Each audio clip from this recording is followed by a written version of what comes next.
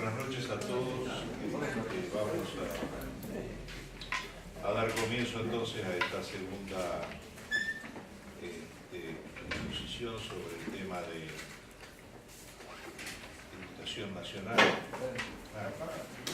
Tiene razón, ahora sí. Decía, vamos a dar comienzo a la segunda exposición sobre el tema de tributación nacional.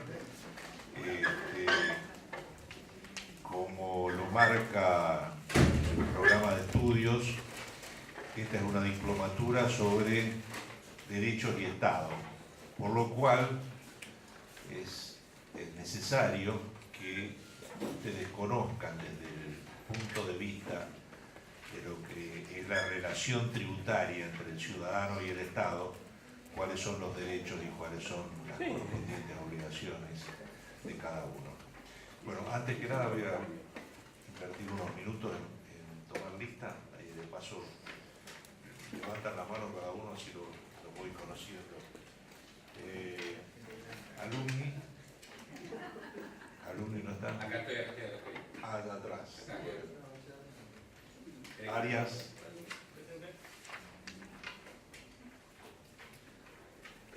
Odrati. Kuczynski. Camaño. Caballero. Cañete. Cantor. Carvajales. Carrillo. Castro. Sí. Cataldi. Chávez. Chihuahuana.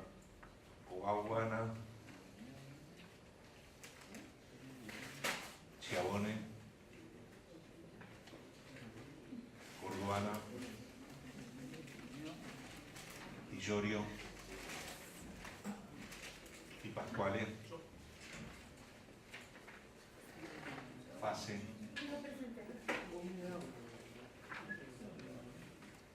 Faués. Fernández Graciela. Fernández Lara. Figueroa.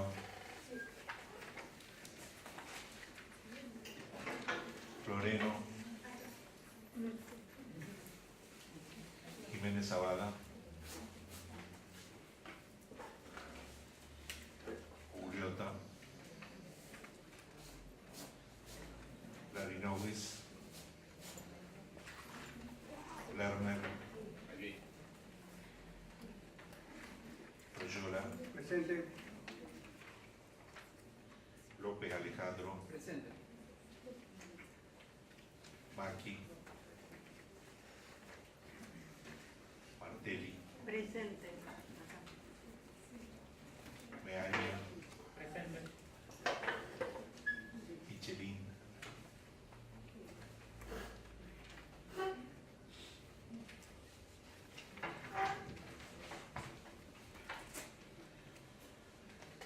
Miranda. Sí. Presente. ¿Hay otro Miranda? Hay otro Miranda, sí. Bueno, supongo que usted es Jorge. Sí. Supongo que ella es Graciela.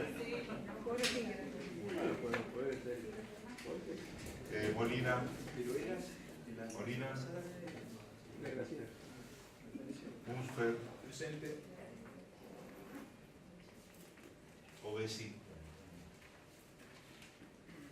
Palacios.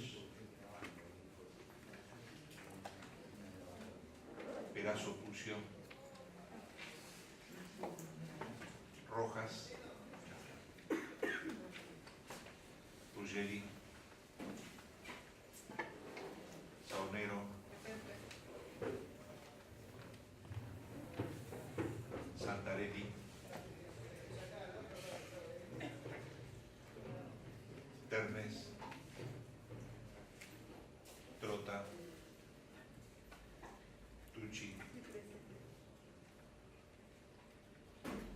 Asori, Arce, Vivas,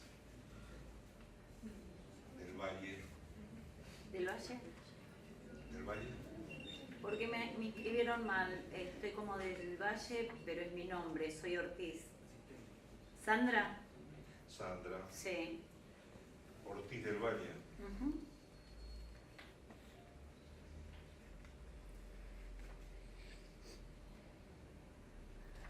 Papa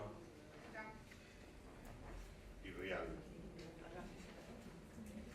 Bueno, ya estamos todos. Bueno, estimados, vamos a comenzar hoy un poco entonces. Disculpen. Falta una persona. No estoy en la lista. ¿Cómo es el nombre? Caleb. ¿Cómo es, perdón? Caleb. Después ¿sabe qué? Lo vamos a tener que arreglar con Natalia porque por más que yo lo agregue, no sé si lo va a tomar. No, está bien. Así que ahora cuando venga Natalia lo arreglamos con eso. Bueno, les decía, vamos a ver un poco cómo es el tema del régimen tributario de la nación argentina. La nación argentina, antes colonia española, Virreinato del Río de la Plata, participaba del sistema tributario que tenían los reyes de España. Un sistema basado fundamentalmente en concesiones que el monarca o el reino hacía en favor de personas para que administraran patrimonios, léase tierras, o recogieran contribuciones de los ciudadanos. En esa época había dos contribuciones que eran eran las más destacadas. El diezmo, que era un porcentaje sobre el salario o la retribución que obtenían determinadas personas que ejercían el comercio, y el porcentaje de las cosechas que se recogía entre los labriegos. Había otro tributo anterior que ya para esa época había dejado de usarse, que era el tributo de capitación, que era un tributo fijo por persona.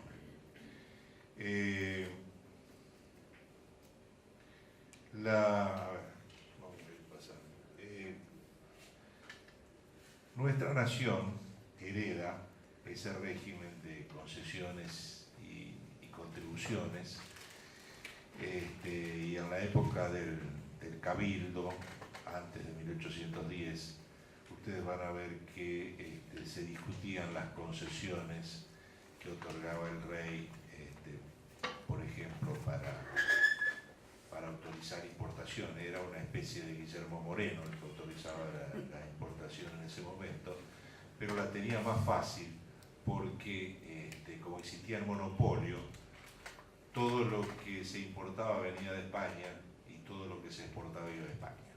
Entonces la cosa era más fácil. No venía un barco y decía, bueno, este barco trae todo.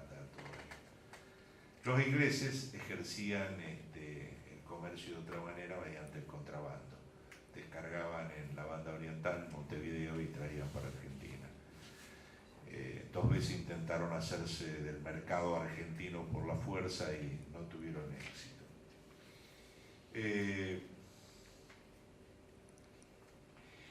En el siglo XIX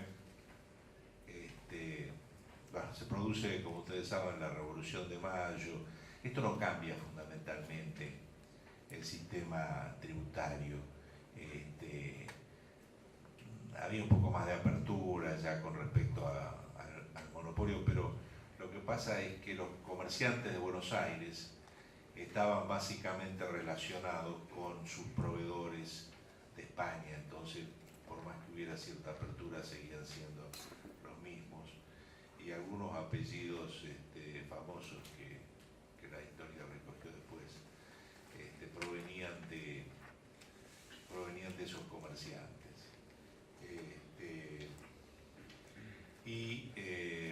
algunos próceres como Manuel Belgrano era abogado de los ganaderos que pretendían tener más libertad para exportar su producto. Por eso es que Manuel Belgrano es conocido por su famoso escrito de la representación de los hacendados. En realidad era la representación de los ganaderos. En realidad han pasado 200 años, pero las cosas no han cambiado, seguimos con los mismos problemas.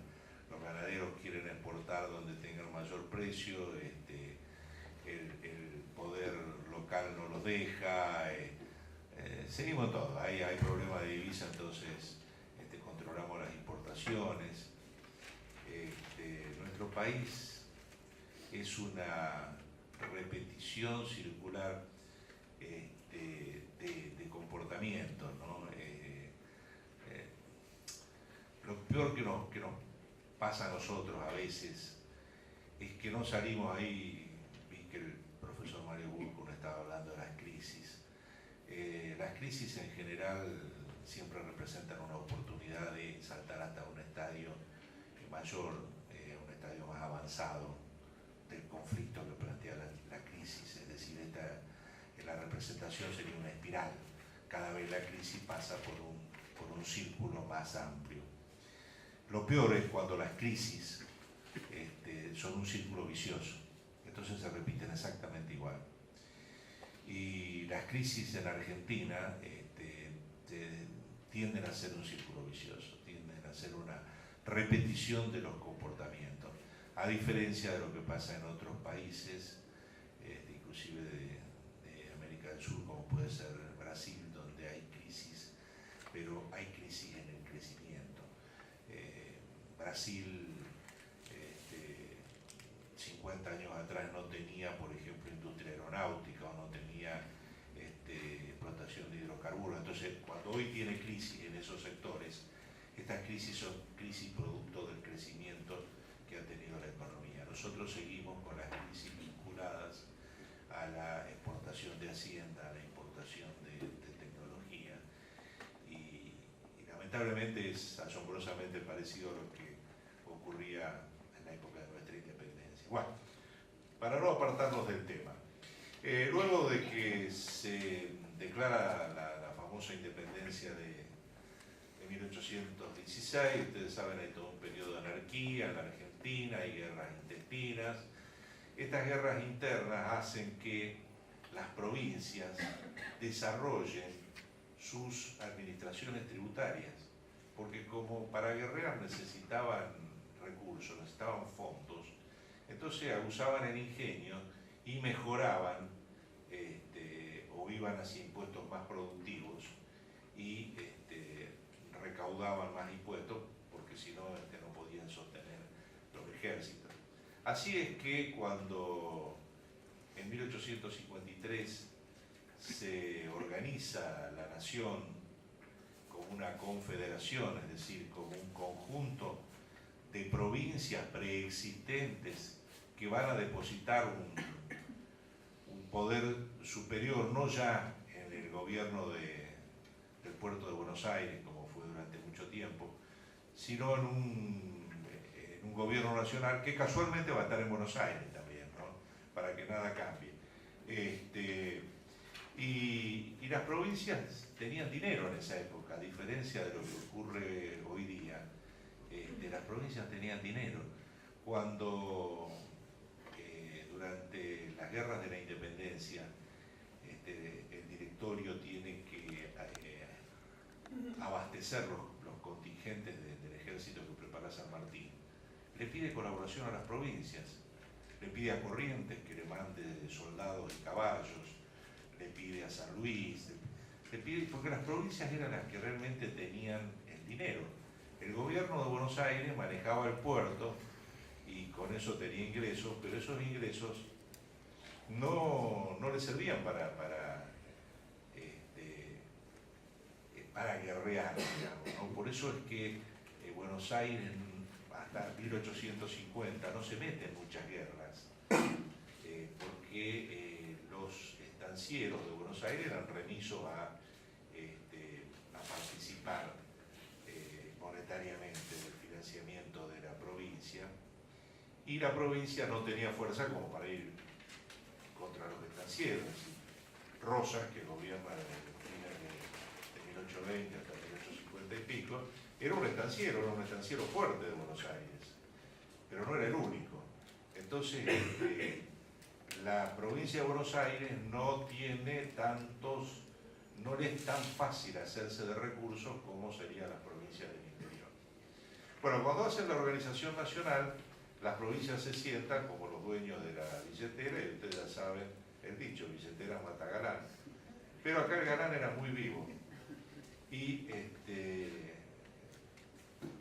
copiando en parte bien, en parte mal, un modelo de constitución de los Estados Unidos, el galán, que era el gobierno nacional, le tiende una serie de trampitas a las provincias para empezar a debilitarlas financieramente y hacerse de la plata, lo cual 200 años después, ahora, termina en que las provincias son pobres y el gobierno nacional es el que maneja los recursos que se van a invertir en el interior.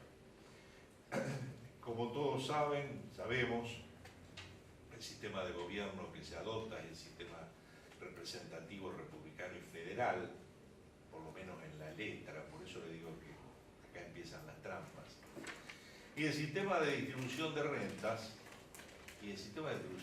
de la única forma que podía hacerse esa organización nacional, y para esa época Urquiza tenía todo el poder porque era el vencedor de Casero, que dice, bueno, acá ustedes que son las provincias y que tienen el dinero me tienen que ceder a mí, si no, no hay gobierno nacional. Y el que no quiera, lo invado. Yo tengo un ejército perfectamente armado, entrenado, y entonces más vale que todos quieran. Y medio de buena voluntad y medio a regañadientes, los caudillos provinciales aceptan entonces ceder parte de sus rentas originarias al gobierno, al flamante gobierno nacional. Esta constitución, repito, inspirada en el mejor de los casos, para no decir plagiada de la de Estados Unidos, dice que las provincias tienen como obligación organizar sus municipios, que ya existían. Los municipios de las ciudades eran realmente el poder de la provincia. Generalmente el municipio coincidía con la capital de la provincia. La organización de la justicia en el territorio de la provincia y la educación primaria. Y bajo ese compromiso de organizar esas tres funciones, el régimen municipal, la educación primaria y la justicia local, el gobierno nacional le garantiza a las provincias que va a sostener a sus mandatarios. Sostener, ¿qué significa? Que dice que le va a garantizar el funcionamiento institucional. Esto, pasado a letra burda en castellano, significa que el gobierno nacional los va a defender si hay un alzamiento interno contra esos mandatarios de las provincias. Eso es lo que se comprometió. Pero bueno, el tema no terminaba ahí. ¿Cómo formamos el Tesoro Nacional? El Tesoro Nacional lo forma el artículo 4 de la Constitución, es el que dice cómo se financian los gastos de la nación. El Tesoro Nacional está formado, o estaba formado en esa época, primero por los derechos de importación y exportación. Esto ha quedado tal cual hasta el día de hoy. Por la venta o locación de las tierras de propiedad nacional, ya queda muy poco, creo que la única tierra de propiedad nacional es la que está en las macetas de la Casa de Gobierno, no sé si hay algo más de tierra nacional.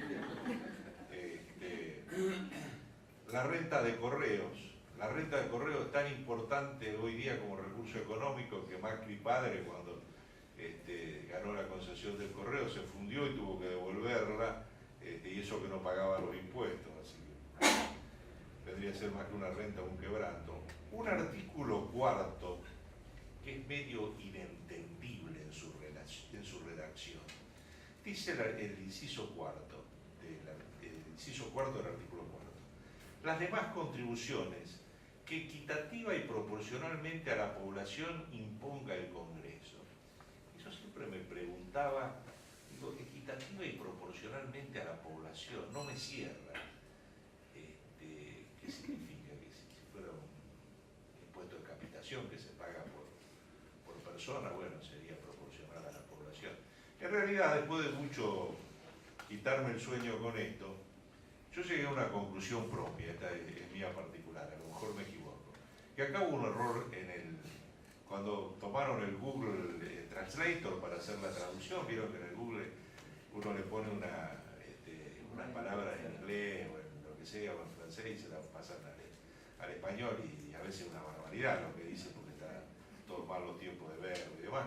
Bueno, creo que le falló el Google Translator, y en realidad esta redacción debió decir algo así: las demás contribuciones que se impongan que el Congreso imponga a la población en forma equitativa y proporcional a la capacidad contributiva, que ahí no está. Pero si ustedes lo ponen de esa manera, tiene sentido el inciso cuarto. Las demás contribuciones que el Congreso imponga a la población en forma equitativa y proporcional con la capacidad contributiva. Esto sí tendría sentido. Lo que dice el artículo cuarto, que nunca lo tocaron, bueno, yo a veces cuento algunas experiencias de mi vida para hacer más amena la clase, porque si no, somos unos repetidores de texto. Hace mucho tiempo atrás, como que yo no tenía canas todavía, fui a trabajar por un tiempo a la Dirección Nacional de Impuestos. Era la época de los años 80, cuando se estaba implementando la generalización del impuesto al valor agregado. Entonces me dieron el texto del impuesto al valor agregado actual, vigente en esa época antes de la generalización, y lo que se planteaba como reforma, y mi trabajo consistía en leer un texto y el otro y decir si más o menos la cosa iba a tener sentido cuando el impuesto fuera generalizado, porque antes el IVA era un IVA restricto, era algunas transacciones y otras no. Después de algunas cuantas misiones de organismos internacionales decidieron generalizarlo porque era mejor para combatir la evasión. Bueno, entonces me pasan los dos textos y yo hago mis correcciones. Entonces después me voy y me siento con el que era el coordinador de la tarea que yo hacía, y le digo: mira, Eduardo, yo encontré estas cosas que no se entienden por ahí, como este texto del inciso cuarto, que no están claras, y se me ocurrió darles una redacción que tuviera un poco más de sentido. Y entonces mi jefe dijo: bueno, gracias, Héctor, las voy a ver. Y vino como a los 2 o 3 días y me llamó y me dice: mira, yo vi lo que vos escribiste sobre los textos actuales de la ley, y estoy de acuerdo que hay muchas cosas cuya redacción no es clara, pero ¿sabes qué? Nunca nadie se molestó en objetarla. Estos textos están hace años y nadie nunca se quejó de ellos. Entonces, ¿para qué los vamos a cambiar? Dejarlos así. Bueno, esto creo que es más o menos así. La Constitución fue revisada varias veces, no me acuerdo cuántas, pero nunca a nadie se le ocurrió decir: el artículo cuarto, inciso cuarto, es inentendible, démosle una redacción más apropiada. Pero nunca la primera parte. Sí. Nunca la primera parte. Siempre la segunda parte. La primera es en las demás contribuciones.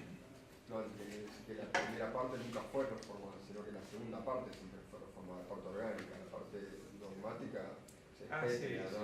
No, la primera parte es cierto, es verdad. Sería una fe de rata más que una... Es verdad. Claro. Y el artículo quinto tiene una mentirita, el inciso quinto tiene una mentirita, porque dice: los empréstitos y operaciones de crédito que decrete el Congreso para urgencias de la nación o para empresas de utilidad pública. Bueno, pero no toda la deuda pasa por el Congreso. O sea, nosotros hemos visto en el curso de estos años cómo el Poder Ejecutivo emite deuda, emite bonos de deuda, y YPF emite bonos de deuda, y eso no pasa por el Congreso, no se autoriza por el Congreso previamente. Entonces ahí hay una mentira flagrante, eso de que la deuda externa la autoriza el Congreso es mentira. Hay en el presupuesto una previsión, pero bueno, después, eso es el presupuesto. Y las transferencias del Banco Central al Tesoro también son deuda. Y sin embargo el Congreso puti por el foro con respecto a ese tema. Entonces este artículo 4 de la Constitución es bastante cuestionable y a veces cuestionado. Algún día cuando me retire y tenga mucho tiempo voy a hacer algún documento sobre el artículo 4, pero hay que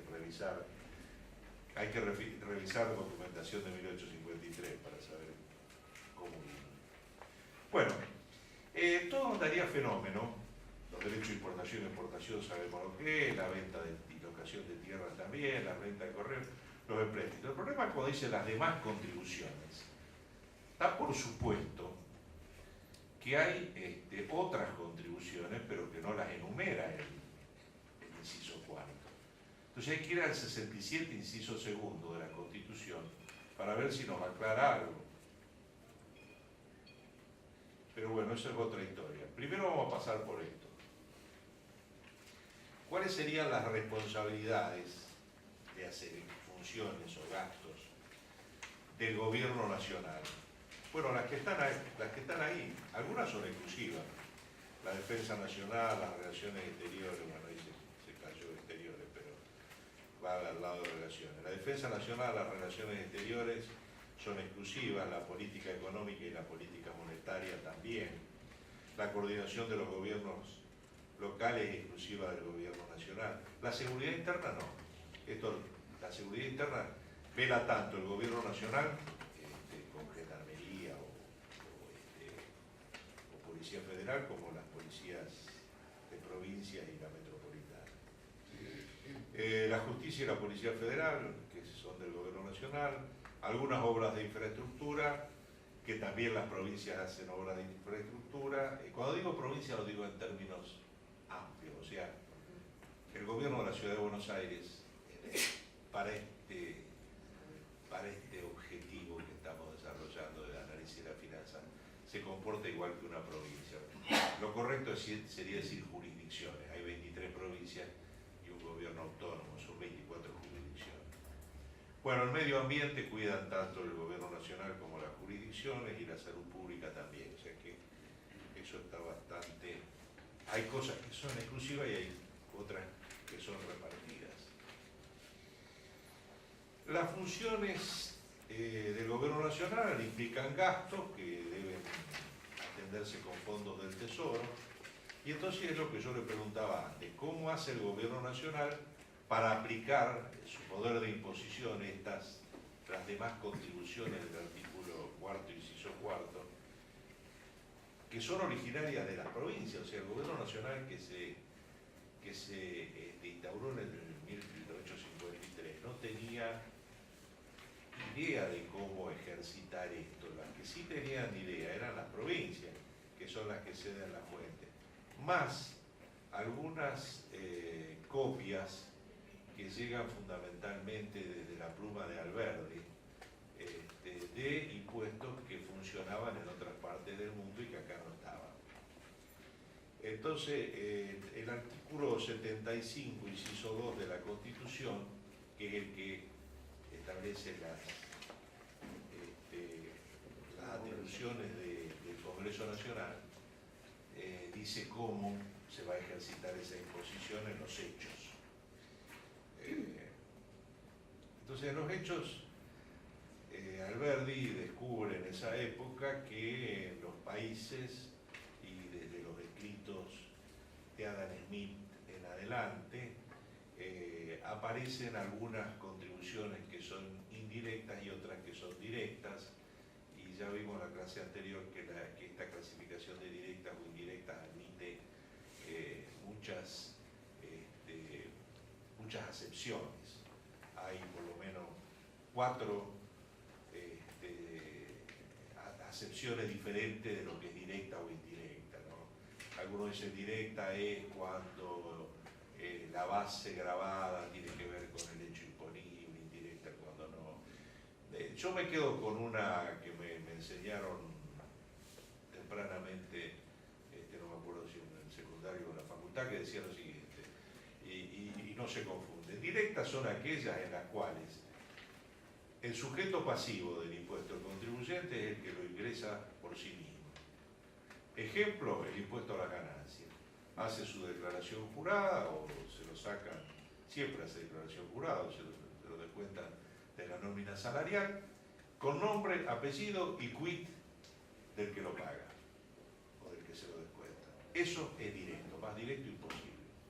Indirectas son aquellas en las cuales aparece un agente en el medio que junta el impuesto de unos cuantos y va y lo deposita. Es el caso del impuesto al valor agregado, del IVA. Si ustedes van al kiosco de la otra cuadra, el señor tiene que pagar el IVA sobre lo que les vende, o el almacenero, pero lo que les vende a cada uno de ustedes no lo discrimina, no dice este es el IVA de Juan, este es el IVA de Pedro, dice no, yo cobré IVA por tanto peso a todos los que le vendí y acá está lo que tengo que ingresar al fisco. Por eso el IVA es bastante un impuesto complicado en su fiscalización, en su control. Y cada vez la informática ayuda más. Entonces aparecen los controladores fiscales, aparecen los POS, o sea, toda una serie de aparatitos, la factura electrónica para que la gente no se avive y se quede con el IVA que es de otro. Con lo cual se financió en la Argentina todo el sector gastronómico fundamentalmente, quedándose con el IVA de los clientes que no ingresaban. Gran parte del sector textil que vendía en negro, sigue vendiendo en negro. En fin, hay sectores que se han financiado con el IVA, donde el quedarse con el IVA que cobra a los consumidores representa más dinero que la rentabilidad del sector sobre los costos. A lo mejor tienen una rentabilidad sobre el costo del 5%, pero el IVA que se queda es el 10% de lo que están vendiendo. O sea, declaran uno sí, uno no. Famosa regla de compensación. Bueno, entonces esto es por lo de directas o indirectas. Entonces dice la Constitución que el Congreso puede legislar la imposición de contribuciones indirectas, pero como facultad concurrente con las provincias. Y esto es así, porque las provincias ya cobraban contribuciones indirectas, ya cobraban la alcabala, cobraban algunos tributos al consumo, consumos específicos. Entonces las provincias dijeron, no, bueno, pero esto... yo te cedo una parte, pero vamos a repartirlo. Si bien yo ya tengo desarrollado mi sistema de captación de ingresos con contribuciones indirectas como impuestos a los consumos. Te puedo ceder a la nación, pero una parte. Entonces, dijeron, bueno, muy bien, es una facultad concurrente. Lo pueden hacer unos y otros, o lo puede hacer uno y repartirle al otro parte de lo que cobra, que es lo que más se hace. Y después está el tema de las contribuciones directas. Y acá también las provincias dijeron, bueno, trataron de resguardar lo que podían. Dijeron, las contribuciones directas son básicamente el impuesto a las ganancias, el impuesto a los bienes, el impuesto inmobiliario, que se conocía como contribución directa, donde las provincias tenían sus padrones de propietarios de tierras y de propietarios de negocios y de los saladeros, y sabían cuánto recaudaban de cada uno. Entonces, cuando la nación dice, bueno, yo necesito también cobrar algunos impuestos directos, le dijeron, sí, cómo no, pero va a ser por tiempo determinado. Gran mentira. Tiempo determinado del impuesto a la ganancia viene de 1935. Y siempre que la defensa, seguridad común y bien general del Estado lo amerite. En realidad, lo que se tomó como argumento siempre fue el bien general del Estado, porque salvo algunos periodos, sobre todo al comienzo de la Organización Nacional, la guerra con el Paraguay, por ejemplo, donde hubo que echar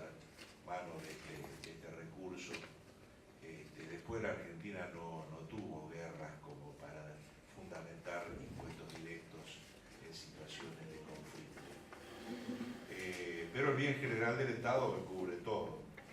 Y acá aparece otra vez el tema de proporcionalmente iguales en todo el territorio de la nación. No sé qué quiere decir proporcionalmente iguales, porque en realidad son dos términos que sí están en pugna desde la lingüística. Lo igual no es lo proporcional.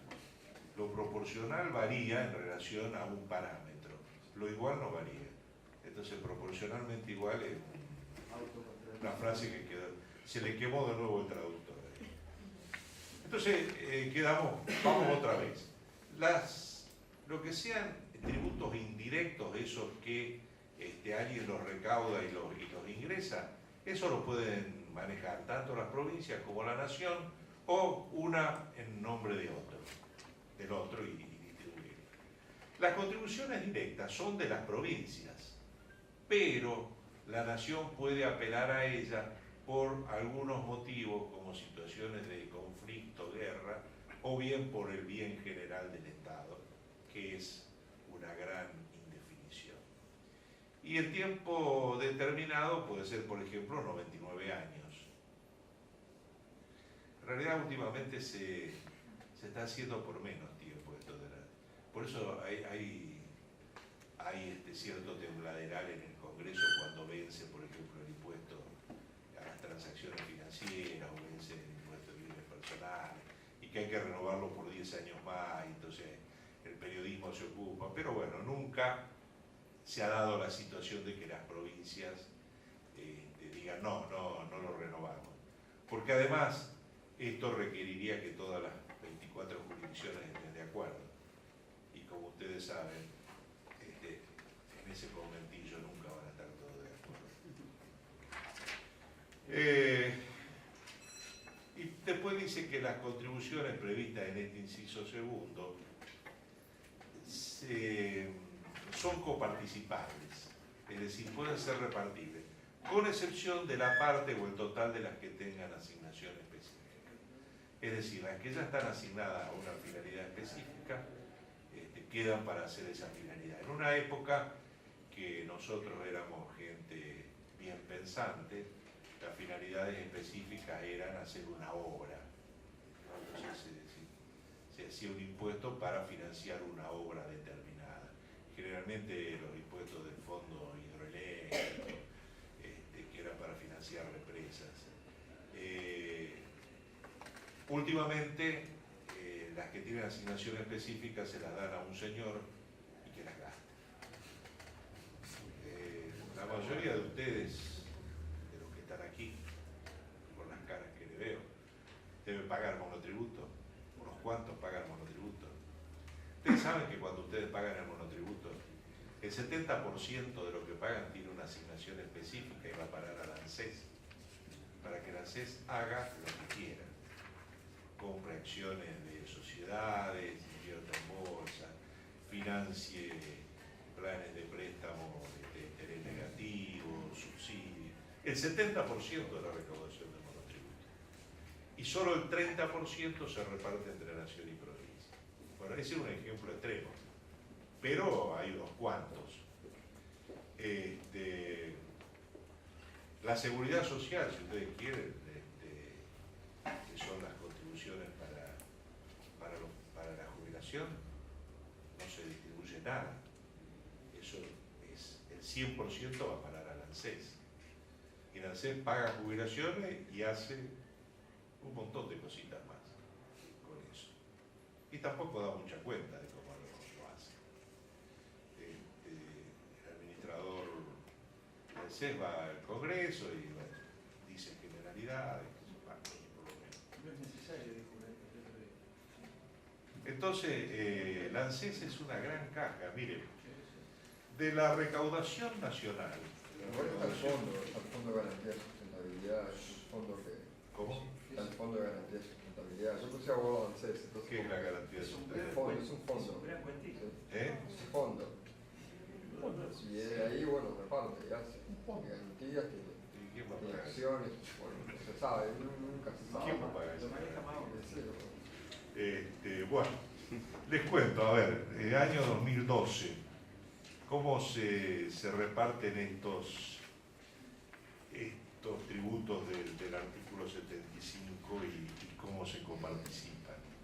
Por ejemplo, el IVA es casi el 28% de la recaudación nacional.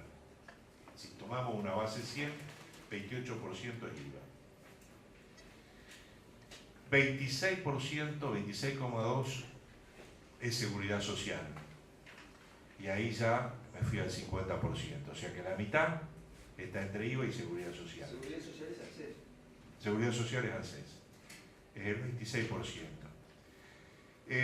¿Cómo se reparte esto entre nación y provincia? Del 26% de seguridad social, nada. Y del otro 28%, 27,8%, el 89% se coparticipa y el 11% va a parar a ANSES también. Porque sobre los fondos coparticipables, como si todo lo que nombramos fuera poco, el 70% de los monotributos, el 100% de la seguridad social. Además, la ANSES se lleva el 15% de la masa de todos los coparticipables. O sea, de este 89% coparticipable que quedó del IVA, después de los reintegros, devolución, etc., también se lleva el 15%, la ANSES, y después repartimos. Ganancias el 20%, teníamos 50 y pico y 20 de ganancias, tenemos prácticamente el 75% de la recaudación. ¿Y de ganancias cuánto se coparticipa? El 64%. ¿Cuánto es ganancias, no? Impuesto a las ganancias. ¿Cuánto dijo? Ganancias el 20% de la recaudación del 2012. Aduanas, que hace mucho barullo con esto de la retención y todo, no es tanto. Es el 8,9% de la recaudación, un 9%. Es una cifra interesante, sobre todo porque se cobra en dólares, pero no es la más importante, la mitad de ganancias, por ejemplo. Por supuesto no se coparticipa nada porque los impuestos de comercio exterior son de la nación, así que no se coparticipa nada. De débitos bancarios, un 6,4% de la recaudación. ¿Y qué se coparticipa? Porque hay un montón de asignaciones específicas de débitos bancarios, para esto, para el otro. Queda un 30% para coparticipar. Y otros impuestos, tenemos un 10,5%, y ahí en otros impuestos también en personales, ganancias presuntas y otros más. En definitiva, ¿cuánto reciben las provincias del total de la recaudación? 25%, más o menos 25%. Esto acuérdense porque después van a ver cuando hablemos de la ley de coparticipación vigente, la 23548, que hay un piso de coparticipación. Nadie se acuerda. ¿Cómo es el equilibrio entre la recaudación nacional y provincial? Les cuento, la AFIP recaudó 679.000 millones de pesos.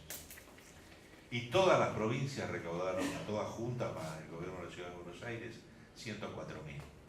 O sea, 86,7% de la recaudación agregada es AFIP, es nacional. Y 13,3% son la recaudación de las provincias, la tributación local, que llamamos. ¿Y los municipios están incluidos en las provincias? ¿Cómo? Los municipios. No. Esto es nacional y provincial. Los municipios acá no están sumados, porque en realidad los municipios recaudan tasas de servicios que muchas veces remuneran un servicio, que eso, el poder impositivo del municipio, después vamos a hablar de un tema muy meneado, ¿sí? Yo fui director de abasto de un municipio de cada provincia de Buenos Aires y bueno, esa era una tasa que viene de época de los cabildos, inclusive el tema de La zona de acá en la provincia de Lanús. sí, conurbano. Y eso era una de las pocas tasas que quedaba de la época del cabildo, ¿no? El tema de abasto. Sí.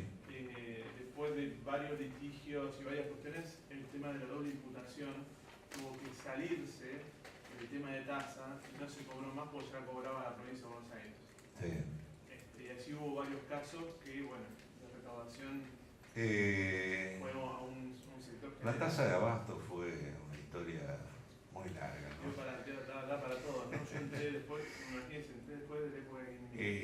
en el año 74, después que se implementó el IVA, en el 75 hubo que volver a revisar las facultades impositivas y entonces le dieron un caramelo ahí a las municipalidades. Todo esto lo vamos a contar después con más detalle, pero le cuento, le dieron una caña pichanga. Dijeron, bueno, pero sacan la tasa de abasto. Sí, cómo no, vamos a sacar la tasa de abasto. La sacaron, los 3 días la volvieron a cobrar. Lo que pasa es que los municipios tienen que también financiarse, tienen que equilibrar su gasto con su ingreso. Entonces hacen lo que pueden. Los supermercados deberían de abastar y nunca abastaban más allá de sus productos propios.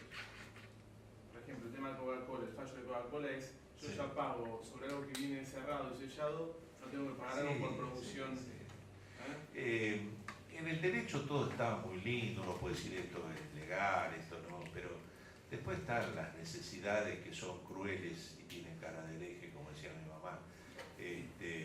Y cada uno echa mano de lo que puede, y si es legal o no es legal, a cantarle a Gardel, qué sé yo. Es que ahora se me van a cerrar el municipio porque cobro una tasa que es ilegal. Buah. Doctor. Hay gente que hace las cosas mal sabiendo que están mal. Sí, a veces sí. Es decir, generalmente se sabe que está mal, no se ignora que está mal, pero se cobran porque si no, no se pueden pagar los servicios públicos municipales. Multa, por Y ejemplo. todos miramos para otro lado, es decir, van las denuncias a la Comisión Federal de Impuestos, y nada. Un caso que después vamos a tratar también en ingresos brutos, pero se lo cuento. Hace, no sé, 6, 7 años atrás, después voy a traer el caso cuando hablemos de ingresos brutos, la provincia de Misiones gravó las exportaciones con el impuesto a los ingresos brutos. Claramente es un gravamen sobre las exportaciones, claramente es inconstitucional, claramente va en contra del artículo 4º, inciso 1º. Esto debe ser mínimo 8 años, no sé si 10. Cuando revise ingresos brutos les voy a contar bien la historia. La denuncia dura en la Comisión Federal de Impuestos.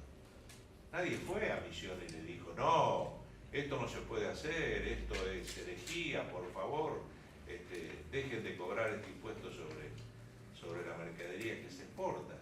Y Misiones lo siguió cobrando, dijo, pero si mi producción gran parte se va a Brasil o se va a Paraguay, si yo no le cobro un impuesto, ¿a qué cobro impuesto? Es así. Entonces muchas veces hay cosas que están abiertamente en contradicción con la letra de la ley, pero que se siguen cobrando porque todos tenemos necesidad de financiarnos, por derecho o por izquierda. Doctor, una pregunta antes que continúe. En cuanto a los porcentajes que dio lo habló hace un rato, recaudación nacional dijo un 86% y recaudación provincial El 13. el 13%. 13,3, 86,7 y 13,3. Son números del año 2012 y les puedo decir lo siguiente. Tengo bastante confianza en los números de la recaudación nacional porque vienen solo de AFIP. Entonces es bastante fácil. No tengo la misma confianza sobre la recaudación provincial porque son datos tomados en el caso de las provincias, no de la cuenta del ejercicio, que ninguna provincia tiene todavía aprobada la cuenta del ejercicio 2012, sino del presupuesto. Entonces ese dato es más o menos. Pero, bueno, si no es, la realidad es parecido, tiene parecido con la realidad. Bueno, ¿qué recursos tiene el gobierno nacional? No solo los que decía el artículo 4º de la Constitución, tiene otros que no es que sean inconstitucionales, pero, por ejemplo, la emisión de moneda y la contratación de deuda pública es el más importante de los recursos nacionales, porque ni siquiera exige el trabajo de la recaudación. Solo el trabajo del chicone, que hace andar la maquinita y listo, ya tenemos billetes, todo de 100. Deuda externa, bueno, hoy por hoy, mientras no arreglemos nuestra morosidad con los acreedores del exterior no vamos a poder tomar, pero en una época era jauja. Los derechos aduaneros, que ya los vimos, o sea, las retenciones a la exportación y los derechos de importación. Algo que se conoce internacionalmente como el señoraje en las divisas, que es todas las divisas que entran por exportaciones van a parar al gobierno nacional y todas las divisas de las importaciones las vende el gobierno nacional. Entonces ahí le queda una diferencia, sobre todo con las que no vende, con esos 50.000 o 40.000 o qué sé yo, millones de dólares que están en el Banco Central, ahí le queda una diferencia, porque el Banco Central, o el Gobierno Nacional, el Banco Central es el agente financiero, el Gobierno Nacional recibe esos dólares de las exportaciones a 5 y algo, al dólar oficial. Cuando pagan las exportaciones le da al señor exportador 5 pesos y no sé cuántos chirolas por cada dólar. Pero cuando ustedes leen en el diario dice el Banco Central salió a parar la subida del dólar, no vende al blue, pero vende más arriba de lo que recibe. O sea, ahí le queda un spread que es un recurso. Por eso dice la intermediación en la compra-venta. Compra-venta que es forzosa. Los exportadores por lo menos la tienen que vender siempre al central. ¿Eh? Y bueno, el otro es contrabando, pero si es exportación va por el central.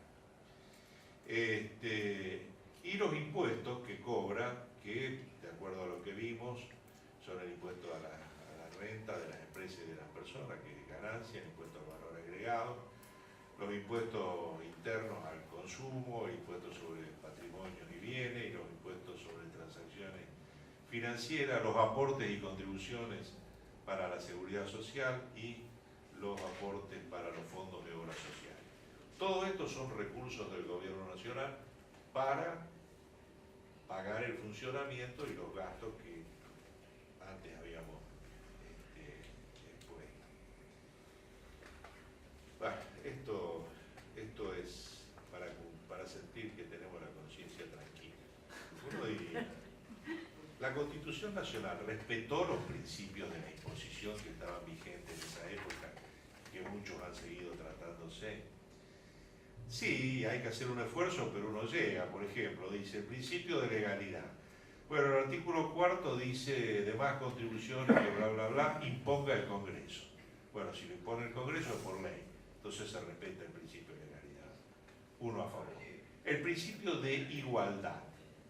El artículo 16 de la Constitución dice, la igualdad es la base del impuesto y de las cargas públicas, entonces sí, lo tuvo en cuenta. El principio de equidad. El artículo 4, cuando habla de equitativamente a la población, que impone a la población en forma equitativa, y acá está lo que yo le decía, es según la capacidad contributiva de cada uno, según interpretación tomada de fallos de la Corte Suprema de Justicia, que cuando le dijeron esto no respeta la equidad, dijo no, la equidad es la capacidad contributiva y la no confiscatoriedad es que el impuesto tiene un límite, y el impuesto tiene un límite en el impuesto a las ganancias, es el 35%, y en los impuestos patrimoniales los límites están establecidos también en la ley. Esos son los límites máximos, y que no tienen que ser confiscatorios según criterio de la Corte. El principio de proporcionalidad del impuesto está en ese meneado artículo 4 y en el 67 segundo, proporcionalmente iguales, dice. El principio de no confiscatoriedad, viene, el de no confiscación de bienes, viene por el 17, el artículo 17, que garantiza el derecho a la propiedad y dice que solo el Congreso impone las contribuciones que expresan el artículo 4 y que bueno, está prohibido la confiscación de bienes, etcétera, etcétera. El sexto principio sería la limitación al libre ejercicio del trabajo y de la industria, lícitas que están en el artículo 14, el principio de no limitar el libre ejercicio de trabajar y de negociar. Y por último hay otro que también sale por interpretación, que es el principio del beneficio. El principio del beneficio dice, y sobre todo se aplica mucho en la legislación municipal, que las tasas las tienen que pagar los que tienen el beneficio del servicio que financian esas tasas. O sea, si hay un servicio de recolección de residuos, yo lo pago si por mi domicilio pasa el recolector. Si el recolector no pasa, entonces no tengo obligación. También la variación de la residencia, zona residencial o no, van variando los El principio del beneficio. Claro. Sí, el beneficio básicamente son los servicios, el alumbrado público, la limpieza de calle, la recolección de residuos, esos son los que provocan un beneficio. Sí, Se puso una contribución para las facturas de agua, para desarrollar el servicio de agua y cloacas para aquellos que no tenían el servicio. O sea, se está cobrando los que sí lo tienen para desarrollar el que no tienen. sí, pero eso es más una contribución de mejoras. Porque el principio del beneficio es general, o debiera ser general para todo el municipio. Y no sé, salvo que lo que usted me diga lo pagan todos, los que van a recibir el servicio y los que no, o lo pagan. No, solamente los que lo tienen. Claro, está. Entonces esa es más una contribución especial. O sea, no nos apuremos que si Dios quiere y nos da tiempo vamos a llegar a todo esto. Bueno, decíamos que el artículo 5 dice que cada provincia dictará una constitución bajo el sistema representativo republicano, de acuerdo con los principios de declaración y garantía de la Constitución Nacional, que asegure la administración de justicia, el régimen municipal y la educación primaria. La administración de justicia se refiere a la justicia ordinaria o justicia jurisdiccional, provincial y jurisdiccional, que son los tribunales que tratan sobre temas civiles y comerciales. O sea, acá en la capital federal hay tribunales civiles y comerciales, en todas las provincias también, y correccionales, y esa es la justicia que deben marcar la jurisdiccional. Después está la justicia federal, que son los delitos de índole federal, como el narcotráfico, la tenencia y uso de armamento de guerra, o los conflictos entre provincias, que eso los atiende el gobierno nacional con los tribunales federales. Y bueno, los crímenes de lesa humanidad, que también son juzgados por los tribunales federales. Y bueno, y con respecto al tema del régimen municipal, en este momento hay que recordar que la mayor parte de la inversión de todos los municipios que hacen inversión en la Argentina proviene de fondos del gobierno nacional que son derivados vía programas especiales. O sea que las provincias hacen poco por eso. Bueno, ¿cuáles son los gastos de competencia de las provincias? Bueno, tienen el tema de la hacienda local, que sería la economía local, la justicia ordinaria, el régimen municipal, la educación primaria y especial. Esto es el rompedero de cabeza de los gobiernos jurisdiccionales. Lo vemos en estos días. La mayor cantidad de conflictos y los más graves conflictos que tienen son por el tema de la educación primaria y especial. Gran acierto de los gobiernos de facto, en primer término, seguido después por algunos no de facto, pero que le pasaron alegremente a la provincia la educación primaria y especial. Y ahí vienen todos los conflictos y los días de huelga, y los maestros, los días de clase. Bueno, la policía, que es el orden y la seguridad, la salud pública, de la mayoría de la salud de niveles primario, secundario, asistencial son financiados por las jurisdicciones, por las provincias. Las obras de infraestructura local, calles, puentes, aliviadores, desagües pluviales y cloacales. La regulación de la producción y el trabajo local y el cuidado del medio ambiente, estas son las principales responsabilidades que generan gastos para las provincias y para el gobierno de la ciudad de Córdoba. Una pregunta, ¿educación secundaria? Perdón. Secundaria, educación. La educación educación Desde secundaria. el momento que se pasó Sí. el menemismo y se pasó por la ley de educación, la educación secundaria de las provincias. Pero la educación secundaria creo que todavía sigue siendo compartida. Hay parte No, nacional hay y parte contribución que provincial. viene del Ministerio de la Nación, pero hay secundarias que son financiadas por las provincias. Se reúnen, La además secundaria está reúnen financiada las- por la Se provincia. reúnen las 23 Sí. provincias consideradas. Son financiadas por... La Claro. Pero currícula en todo Nación caso. interviene. Sí. Pero después vienen los Independientes, son programas del Ministerio descentralizados. de la Nación que... Les cuento que no soy un especialista en el financiamiento del sistema educativo, así que No, lo que pasa es una gran erogación, ¿no? sí, sí. Por los salarios, ¿no? Están Sí. centralizados. Pero sigue habiendo establecimientos educativos nacionales en la educación secundaria. En cambio hay muy pocos en educación Acá primaria. es el Nacional Buenos Aires, el Pellegrini, En Pellegrini. que son los que tienen Sí. conexión con Nación, con la UBA directamente. Sí, sí. Pero después todos los otros no. Bueno, ¿con qué recursos atienden los gobiernos provinciales y el gobierno de la ciudad estos gastos que tienen? Con estos que están acá, cobran un impuesto sobre los ingresos brutos, todos. Cobran el impuesto sobre bienes inmuebles, todos. Cobran el impuesto al sellado de los actos jurídicos, todos. La ciudad autónoma en algún momento dejó de cobrarlo, porque en realidad lo cobraba el gobierno nacional cuando era territorio federal, pero ahora lo cobra. El impuesto a la patente de automotores.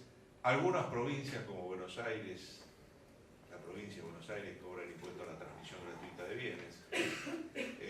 Todas las provincias tienen tasas de actuaciones administrativas, las cuales hay que ir a pagar cuando uno, por ejemplo, tiene un juicio, hay que pagar la tasa de justicia, cuando uno quiere registrar un plano hay que pagar una tasa de catastro,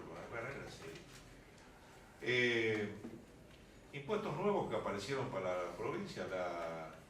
La provincia de Córdoba sacó una tasa que en realidad es un impuesto porque no financia un servicio directo a la venta de combustible, también muy controvertido, muy objetado, pero que se sigue pagando en Córdoba. Había doble imposición.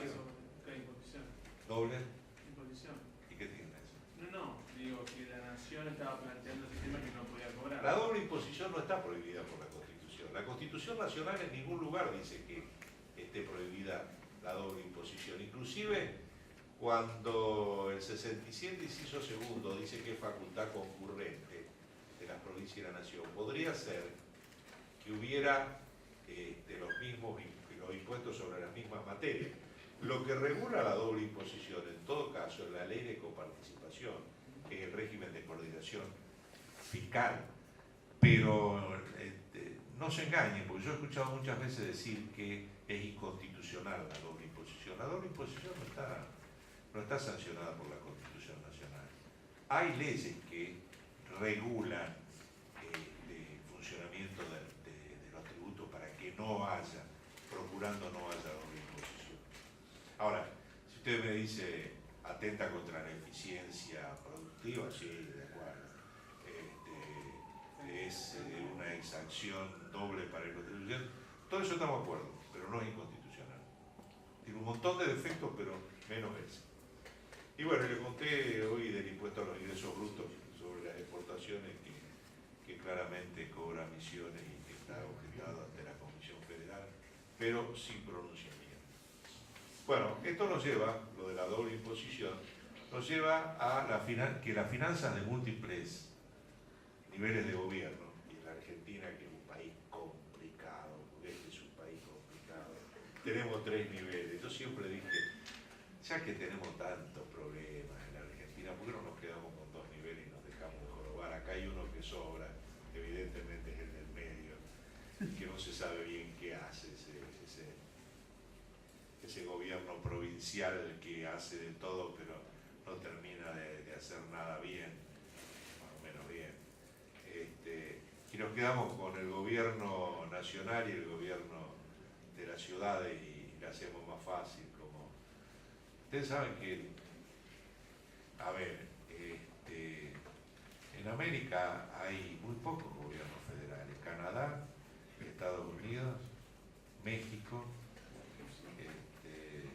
No, Venezuela tiene un sistema medio híbrido, hay unas provincias provincias, que en realidad son delegaciones administrativas, no es muy federal, no está en la Constitución. Y Brasil, Son los 5 o 6 países más grandes en extensión. Son, Los 5 países más grandes en extensión. sí, Brasil, con sí, respecto es cierto, al eso es tema verdad. federal. Eso es verdad, son Federalismo. los más grandes en extensión.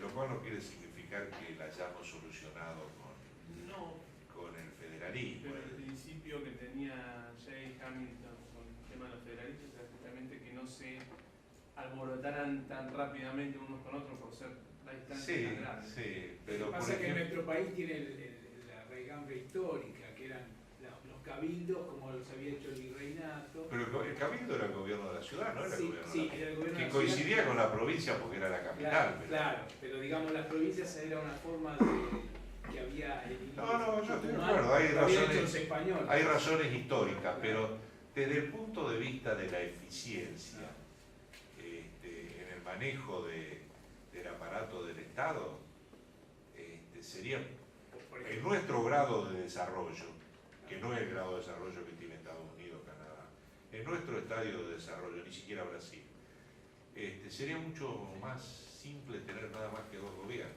Pero bueno, tenemos 3 y no lo vamos a cambiar, así que quedémonos con eso. El sistema de coordinación dice, bueno, a ver, cuando hay 3 niveles, o inclusive cuando hay 2, hay distintos sistemas que podemos utilizar para coordinar la facultad de cobrar impuestos. Uno es el más complicado, es la concurrencia de fuentes de imposición. Todos pueden cobrar sobre todo. Eso es complicado. De todos modos, yo le diría a algunos países chicos, y sí, por ahí, qué sé yo, puede ser, no sé, en Honduras hace 30 o 40 años atrás, cuando yo hacía consultorías allá, me asombraba, había una especie de impuesto a las ganancias municipal. Hay 2 niveles en Honduras. Había un impuesto nacional y uno municipal, y bueno, nadie se quejaba por eso. La concurrencia de fuentes, pero quedó para países chicos, ¿no? Porque es muy, sí es muy embrollado. El otro es la separación y asignación de fuentes para cada nivel de organización estatal. Este es el mejor. Vos cobrás sobre esta fuente, yo cobro sobre esta. No te piso tu baldosa, vos no me pisas la mía. Esta sería la mejor. Y en la Argentina se intentó, lo que pasa es que hay tal disparidad entre la recaudación de los impuestos nacionales y los provinciales que no es posible arreglar un sistema estricto de separación de fuentes. Y después tenemos los sistemas de participación, que no distribuyen la fuente, sino el producto, que es la recaudación. Y acá tenemos 2 subsistemas. Repartir por impuesto, si cada impuesto que sacamos, si por esto se reparte así, tanto nación, tanto provincia, tanto municipio, o hacer una masa y repartir de la masa una parte para cada uno. Hacer una masa de todos los impuestos y repartirla es la cosa más limpia, siempre que se respete. Pero cuando las leyes impositivas dicen, bueno, sí, pero este impuesto a la masa solamente aporta el 30%, el 70% lo pasamos para allá, ya se desvirtuó todo, se degeneró el sistema, lo bueno que tenía el sistema de la masa coparticipable. El nuestro en realidad es una mezcla de los 2, distribución por impuesto y distribución de masa. Después otro sistema que es bueno y que se podría haber intentado acá alguna vez para unificar el IVA e ingresos brutos, es el de las cuotas adicionales. Supónganse que un acuerdo dijera mañana, se cobra un solo impuesto a los consumos, entonces el 20% es IVA y un 4% más es ingresos brutos.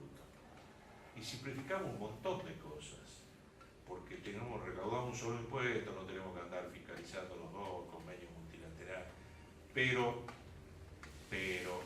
nunca llegó a buen puerto. Por último, los últimos 2 son las famosas y dichosas transferencias que hace el gobierno nacional al gobierno provincial y que el gobierno provincial a los municipios, que pueden ser de dos características: globales, cuando le da un monto determinado para su financiamiento de acuerdo al presupuesto, o puede ser condicionadas cuando va transferencia para esta obra, va transferencia para el pago de tal salario. Esas son las que son condicionadas. Bueno, estas son entonces las distintas alternativas que la Argentina va a tener que volver a discutir seguramente en los próximos años. Y les recuerdo, nosotros estamos en la C, entre 1 y 2, y abajo en la E y en la F. Pero no estar definido por un sistema específico con abstracción de los otros es la peor situación. Estar siempre dudando de qué hacemos, donde el que tiene más fuerza es el que impone lo que hacemos. Bueno, sí. Hay algunos otros que deberían figurar en algún lado, como los permisos de pesca que se dan a buques internacionales, ese tipo de cosas. Hay otras fuentes de ingresos del Estado. Me imagino yo que, supongamos, una concesión minera. Paga un canon. Claro. No ha quedado, hemos sido tan inventivos en materia de a qué cobrar el impuesto que nos quedó el aire, que respiramos un impuesto a la respiración. El peso sería bastante bueno para combatir la obesidad, por ejemplo. Decir, bueno, yo por ejemplo pagaría más impuestos. El sobrepeso tiene que pagar el impuesto. Tantos pelos tiene. Pero que no lo mida el INDEC. Hay otra cosa que se llama renta presunta, ¿no? Sí. Y yo pienso que tendría que cobrarse algo así. El ciudadano debería cobrarle al Estado porque el Estado no hace lo que debería hacer. Sí, lo que pasa es que habría que medirla mejor, ese engendro que tenemos actualmente de renta presunta, como en su momento fue el ajuste por inflación. Son realmente engendros de laboratorio, pero no. Ahora, hay otros impuestos más fáciles, que en algunos países se siguen cobrando. El impuesto al soltero, por ejemplo. Hay países que necesitaban fomentar el aumento de la población, le cobraban impuesto al que era soltero. En el caso de China sería el contrario, que es el impuesto por tener más de un hijo o más de dos hijos, ¿no? Sí, hay impuesto al hijo. Bueno, en China hay una ley fundamental que es un matrimonio, un hijo por cada matrimonio, con excepción de los agricultores cuya primera hija sea mujer, que pueden intentar tener un segundo hijo. Y también se puede intentar tener el segundo hijo pagando un fuerte impuesto, entonces puede llegar a tener otro hijo.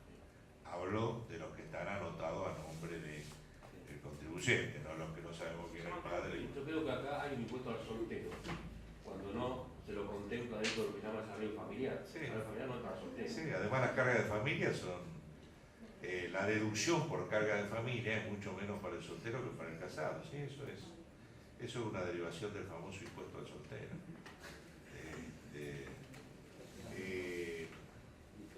En una municipalidad donde yo trabajé años atrás, del interior de Santa Fe, quisieron volver a implantar el impuesto al perro.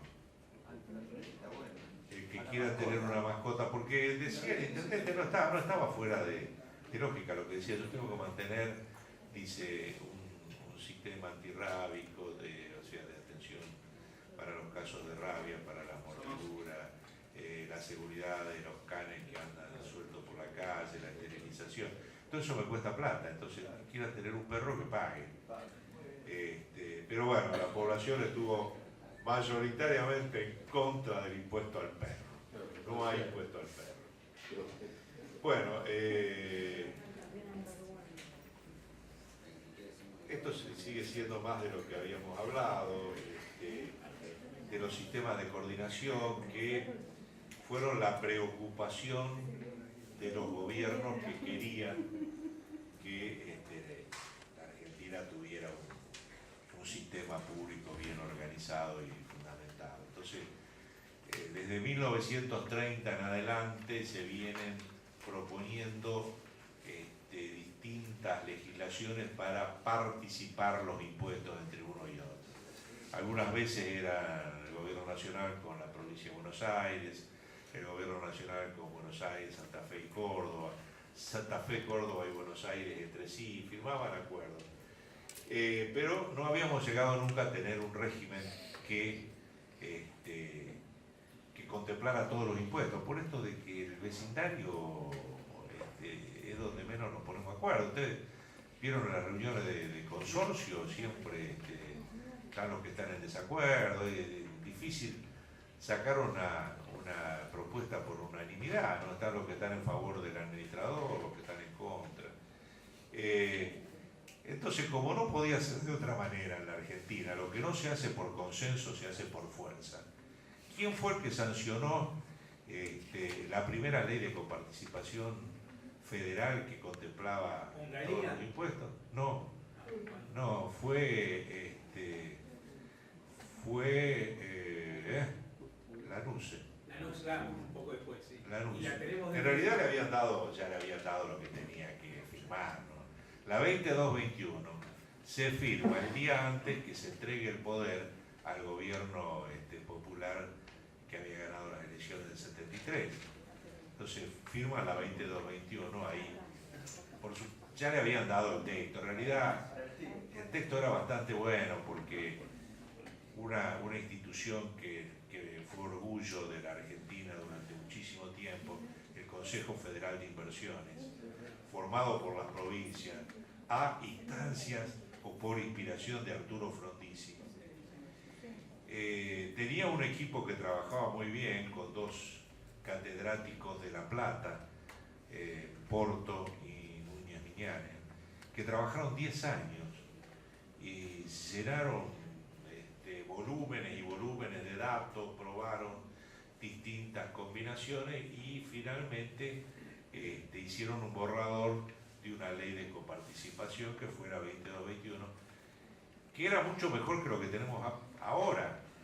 La 2221 tenía básicamente 3 distribuidores, ¿no? Primero, se había llegado a lo que querían las provincias. 48,5% de la recaudación del gobierno nacional, 48,5% el conjunto de las provincias y el 3% restante un fondo de desarrollo regional que iba a hacer obras de infraestructura en el interior. El tema es cómo distribuimos el 48,5% de las provincias entre ellas. Entonces, Núñez Miñanes y Porto, después de probar un montón de simulaciones, dicen o proponen 3 prorrateadores, ¿no? Uno era en proporción a la población, que lo dice la Constitución Nacional también. Entonces se repartía, creo que era el 30%, no me acuerdo bien, sí, me parece. No, el 60%. No tengo ahora acá los datos, ya me olvidé, esta ley es del año 73. Pero la mayoría se repartía por población. Otro porcentaje se distribuía por la dispersión poblacional, que era la inversa de la densidad. Entonces las provincias que tenían baja densidad y que tenían pocos habitantes, pero muy dispersos en el territorio, se llevaban más de ese distribuidor de dispersión poblacional, lo cual también era muy sustentable. Y después venía algo que llamaban la brecha de desarrollo. La brecha de desarrollo era la diferencia que se podía medir en el grado de desarrollo entre la jurisdicción más desarrollada del país, que para el caso era la capital federal, o Ciudad de Buenos Aires, y cada una de las provincias. Esa brecha de desarrollo se medía por algunos indicadores que podían o no ser medios caprichosos, por ejemplo, automóviles por habitante, por cantidad de habitantes, la calidad de la construcción, distintas características de las construcciones de las viviendas, y algún otro que por ahí se me olvida. Pero era muy buena esa ley, la 2221, que duró en su aplicación 10 años y tenía un año más de prórroga, y la estiraron por ese año, porque cuando llegó el año 83, que habíamos tenido otra vez una interrupción, los gobiernos democráticos burocrático, nadie tenía un nuevo texto, entonces la dejaron hasta el 84.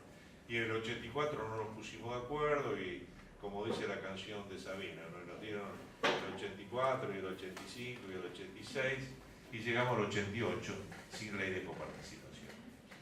Y en 1988 se reúnen todos los gobernadores y aprueban un régimen transitorio. Dice, bueno, para salir de la ilegalidad vamos a tener un régimen transitorio que va a durar un año. 2 años en realidad.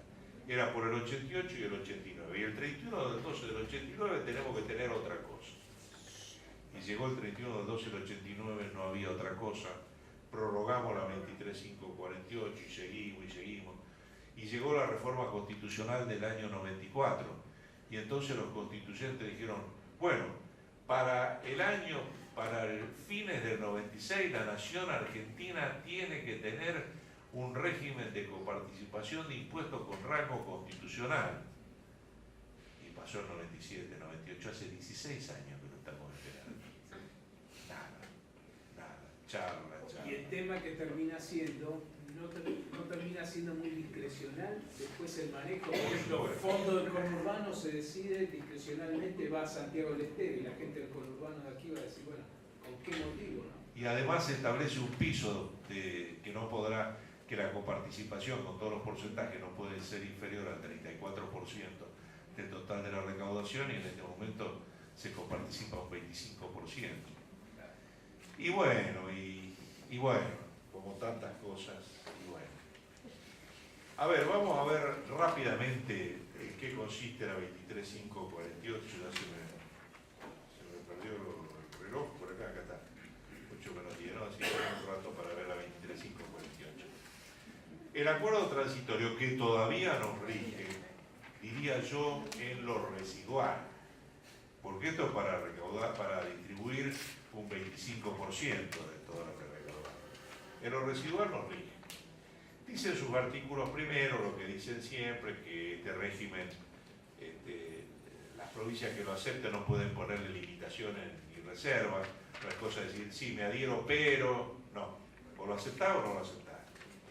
Es como las lentejas, si las quiere las come y si no las deja. Y se obligan a ¿qué? A no aplicar por sí y a que los organismos administrativos y municipales de su jurisdicción, sean o no autárquicos, no apliquen gravámenes locales análogos a los nacionales que se distribuyen por esta ley. O sea, esto significa, no puede haber un IVA provincial ni municipal, no puede haber un impuesto a la ganancia provincial ni municipal, no puede haber un impuesto a los bienes personales, porque son análogos. A veces, el caso Córdoba, alguno dice, bueno, pero ese impuesto que Córdoba, esa tasa que está cobrando sobre el expendio de los combustibles, es análogo al impuesto a los combustibles nacional que se coparticipa. Y sí, yo creo que sí, que es análogo. Yo creo que es similar, pero bueno, la Corte todavía no se ha expedido. Entonces, esto lo creo yo. Y mientras tanto la SOTA se sigue financiando con ese impuesto, que tal vez uno de los impuestos menos dañinos. Porque no solamente la tenencia de vehículos, más allá de que los vehículos de transporte de carga son necesarios, personas, pero digamos, en lo que es el parque de automóviles particulares es un buen impuesto. Toma en cuenta la capacidad contributiva del dueño del vehículo. Y además limita o pretende restringir el uso del vehículo, con lo cual también estamos colaborando a no contaminar tanto el medio ambiente. Entonces, el impuesto a los combustibles, repito, dejando de lado lo que es transporte de personas y carga y bienes que hay que hacerlo, es un buen impuesto. Bueno, no aplicar gravámenes análogos, pero además dice que tampoco se gravarán por vía de impuestos en las provincias y municipios, por impuestos, tasas, contribuciones u otros tributos, las materias imponibles sujetas a los impuestos nacionales distribuidos, ni las materias primas utilizadas en la elaboración de productos sujetos a los tributos a que se refiere la ley. Hay una ley de impuestos internos, que son los consumos específicos, alcoholes, pulsos telefónicos, bueno. Las provincias no pueden, aunque le pongan otro nombre y combustible también, no podrían cobrar sobre esas materias por el compromiso asumido de la 23.548. Podemos ver cuál es el chachás que le hacen si no cumple. A no gravar y a que los organismos administrativos municipales no graben por impuestos, tasas, contribuciones, los productos alimenticios en estado natural o manufacturado. Esto se refiere a no aplicar impuestos selectivos. No podrían las provincias, por ejemplo, establecer un impuesto a la venta de carnes o a la venta de alcoholes. Esos son los selectivos los que tienen. Pero sin embargo las provincias cobran el impuesto de los ingresos brutos sobre lo que se vende en los supermercados, así sea comida, productos alimenticios, así sea el maíz en estado natural o la lenteja. Bueno, natural, a ver, natural más o menos, natural no hay nada, porque cuando llega el grano de maíz al supermercado, llega la lenteja, ya tuvo procesos de secado, de fumigado, de una serie de cosas que natural sería que le traigan la mazorca de maíz con la planta y se la tiren ahí arriba, pero como esto por las leyes de salubridad y de higiene no se permite, hay que hacer todo un proceso. Natural no queda nada. Natural sería la vaca matada en la esquina. O sea, cuando uno dice carne, no es natural. Bueno, se obligan a continuar aplicando las normas del convenio multilateral del año 77, que podemos ver qué es, y a derogar los gravámenes provinciales y municipales que estén en pugna con el régimen de esta ley, debiendo la autoridad ejecutiva comunal suspender su aplicación dentro de los 10 días de notificado, o sea, después de 10 días que este gravamen, por disposición de la comisión arbitral, es análogo o similar, tienen que dejar de aplicarlo. Y si no lo dejan, se suspende la participación en los impuestos nacionales y provinciales a la municipalidad infractora, o que lo dé cumplimiento. Yo nunca he visto que esto llegara a aplicarse, pero la amenaza está. Por después tienen que establecer un sistema de distribución de los ingresos que se originen en esta ley para los municipios. Rige desde el 1 del 88 hasta el 31/12 del 89 y posteriores. Y acá, en esta ley, en este acuerdo transitorio, también se fijó, por un decreto posterior que se incorporó al acuerdo, la participación de la provincia de Tierra del Fuego. Ustedes recuerdan que la provincia de Tierra del Fuego empezó a ser provincia después del 88. Entonces le asignaron un generoso porcentaje del 0,388% de la masa del artículo segundo. La provincia que le sigue en porcentaje chico debe ser, no sé cuál será, Formosa, que tiene 2%, 7 veces más. Y a la ciudad de Buenos Aires, a la ciudad autónoma de Buenos Aires, no le fijaron porcentajes.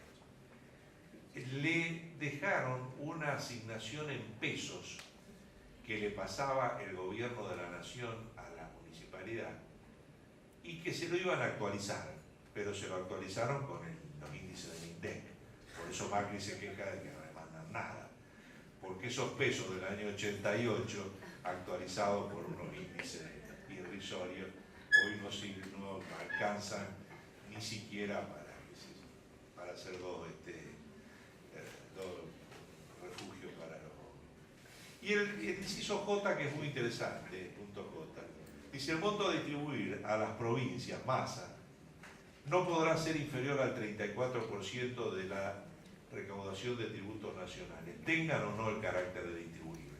O sea que ahí entran también los recursos de comercio exterior, de aduana. Por supuesto no se cumple. Le dan el 25%. Bueno, esto se lo cuento breve porque después vamos a referirnos a los impuestos, a estos impuestos en forma particular, y porque ya estamos sobre la hora y no me quiero quedar solo con el señor que está tomando la filmación, porque va a ser muy aburrido, no porque él no me resulte simpático, va a ser muy aburrido porque él no va a opinar como participante del curso, yo no voy a tener a quién preguntar. Bueno, el impuesto provincial sobre los ingresos brutos, le cuento una sola cosa. No recae sobre las ventas, porque si no hubiera sido análogo al IVA. Entonces buscaron un eufemismo. Dice, no, vamos a decir que el impuesto a los ingresos brutos no grava las ventas de los negocios. ¿Qué grava? El ingreso por el ejercicio de actividades empresariales. Y si eso no es la venta, ¿qué diablo es? Escúchenme, el ingreso por el ejercicio de las actividades de los empresarios son las ventas en cualquier lugar, aquí y en la China. Pero como no podía hacerse un impuesto similar al IVA que grava las ventas de cosas muebles, dijeron que el ingreso del desarrollo de actividades empresariales con fines de lucro, bueno, profesiones, oficios, intermediaciones, y que excluyeron lo mismo que excluye el IVA, el ingreso de la actividad en relación de dependencia y del desempeño de cargos públicos. Bueno, después los ingresos del periodo, yo te repito, esto lo vamos a ver después en forma particular. No me cabe desplayarme en esto, porque después vamos a hablar del impuesto sobre los ingresos brutos. Y bueno, y otro que también le pusieron límite dentro de la 23.548 fue el impuesto de sello, y acá sí que fueron re complicados. Y acá, en el impuesto de sello, hay 3 hechos imponibles diferentes. El uno son los actos, contratos y operaciones de carácter oneroso instrumentado. Instrumentado quiere decir que están en un escrito, en un contrato. Si no hay contrato no se graban. Los acuerdos verbales no están grabados por sello porque no hay donde poner el sello, supongo. El impuesto de sello, ríanse, pero el impuesto de sello se llama así porque antiguamente se le agregaba una estampilla o se sellaba. Por eso se llama de sello. Bueno, el primero dijimos actos, contratos y operaciones a título oneroso que estén instrumentados en un contrato. Y que estén firmados, obviamente, que estén firmados por las partes, si no, no valen, no son contratos, son proyectos.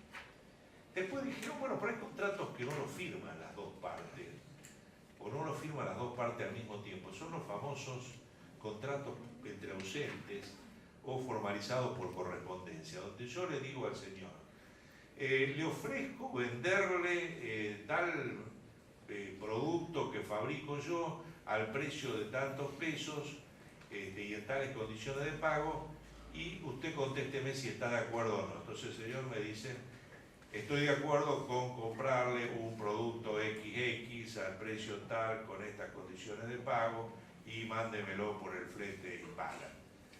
Y ahí no hay un contrato, pero sin embargo hay un acuerdo que fue instrumentado por correspondencia. Y eso también paga sellos. El problema vino con los que están instrumentados por internet, pero como la firma digital todavía no está legislada, no está instrumentada, eso está en el limbo. Y el tercero, que no tiene que ver ni con contratos instrumentados, contratos de firma de las dos partes, ni con correspondencia, es el de las operaciones monetarias que hacen los bancos y que representan entregas o recepciones de dinero a interés. Por ejemplo, los adelantos descubiertos en cuenta corriente. Usted va a pactar con un banco y el banco le va a decir, abre una cuenta corriente y dice, mire, yo a veces me voy a bandear porque tengo... Bueno, sí, cómo no, yo hasta 20.000 pesos se lo voy a pagar en descubierto. Y ese descubierto genera un interés. Y ese interés está sujeto al impuesto de sellos, paga impuesto de sellos. Pero como no está instrumentado ni en un contrato, porque es por los días, entonces pagan por algo que se llama numerales, que es el monto del descubierto por los días que permaneció el descubierto, este es numeral. Entonces la ley tuvo que decir que están también. Entonces están los actos, contratos y operaciones formalizados, onerosos, siempre que sean onerosos. Las donaciones no pagan impuesto de sello porque no son onerosos. Los contratos formalizados por correspondencia y las operaciones que realizan las entidades financieras que consisten en entrega de dinero